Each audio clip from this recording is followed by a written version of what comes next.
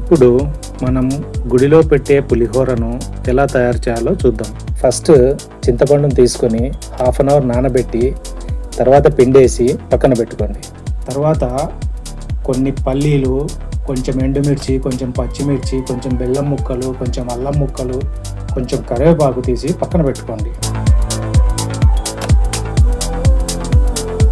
ప్యాన్లో ఆయిల్ పోసి పల్లీలను దూరగా వేయించి పక్కన పెట్టుకోండి.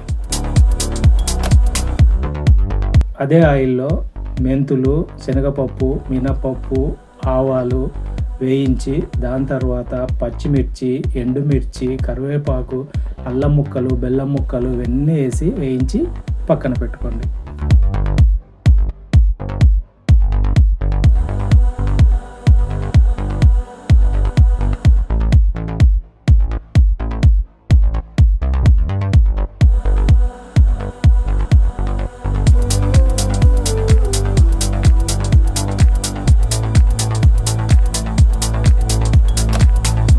చింతపండు రసాన్ని తీసుకొని ఆయిల్లో వేసి కొంచెం ఉడికిన తర్వాత పసుపు, ఉప్పు వేసి ఒక 5 to 7 minutes బాగా ఉడికించండి.